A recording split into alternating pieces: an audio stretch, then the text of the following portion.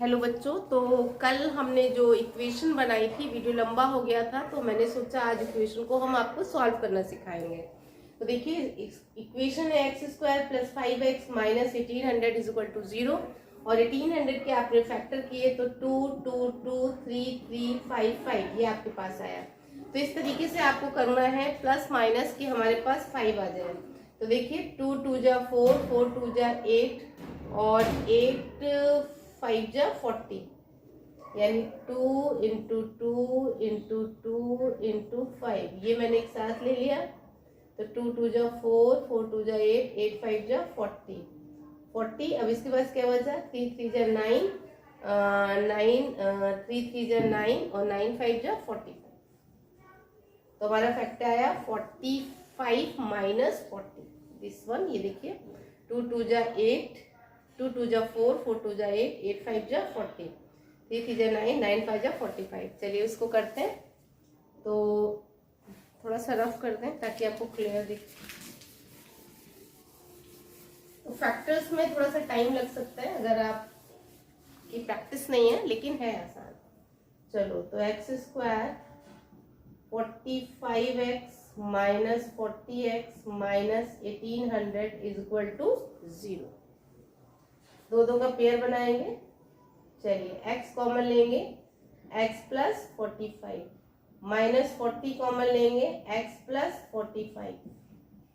जो यहाँ पे आता है बच्चों वही यहाँ पे आता है, कुछ भी आपको सोचने की जरूरत नहीं है। तो ये आया x प्लस 45 और दूसरे ब्रैकेट में आएगा x minus 40 is equal to 0। तो आपने देखा यहाँ पे x की दो वैल्यू आई है, एक x की वैल्यू आई है माइनस 45 और एक x की वैल्यू आई है 40। तो माइनस 45 लिख दीजिए, कैन नॉट बी टेकन क्योंकि ट्रेन निगेटिव तो जाएगी नहीं, उल्टी डायरेक्शन में तो नहीं जाएगी। तो x कितना आया 40 और आपने माना था speed of the train x kilometre per hour, यानी हमारा आंसर हो गया speed of the train is x kilometre पर। तो कोई भी अगर आपकी ट्रेन टाइमिंग वाले सवाल है तो इस तरीके से आप इजीली उसको कर सकते हैं। कि इजीएस्ट तरीका भी होता है कॉम्पिटिटिव एग्जाम्स के लिए, वो तरीका हम बाद में बताएंगे। पहले आप 10th के हिसाब से समझ लीजिए। और क्वेश्चन बहुत ज़्यादा बोर्ड में पूछा जाता है, एग्जाम में पूछा जाता है, तो बहुत ही आसान होता है। केवल हमें टाइम निकालना है, टाइम का डिफरेंस निकालना है और क्वेश्चन हमारा हो जाता है। अगर मान लीजिए इसी क्वेश्चन में दिया होता कि 5 किलोमीटर लेस हो गया, ठीक, तो अब T1 क्या हो जाता है 360 अपॉन x। T2 क्या हो जाता क्योंकि कम हो गई है हमारी क्या स्पीड। तो पहले वाली स्पीड अगर x थी, बाद वाली स्पीड कितनी होगी x माइनस 5। आप देखिए कि जो जिसकी स्पीड कम होगी वो ज्यादा समय लगेगा। तो यानी अब आपको जो इक्वेशन लेंगे वो कैसे बन जाएगी, बस इक्वेशन में थोड़ा सा चेंज होगा बच्चों।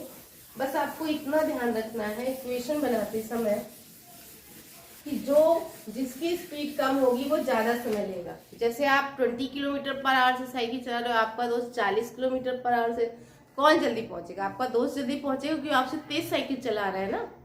तो जिसकी स्पीड कम वो टाइम ज्यादा लेगा। तो देखिए किसकी स्पीड कम है, x माइनस 5 की कम है, तो जिसकी कम है हमेशा उसको पहले रखोगे। 360 upon x minus 5 360 upon x is equal to, अब क्या कर रहा है टेक 1 आवर लेस, नहीं 1 आवर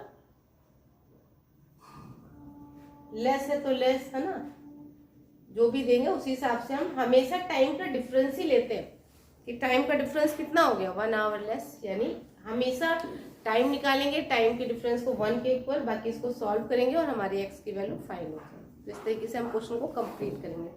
आशा है कि आपको समझ में आया होगा। क्वेश्चन को अगर समझ में आए, कंटेंट आप पसंद आए, लाइक सब्सक्राइब कमेंट और मोर एंड मोर शेयर।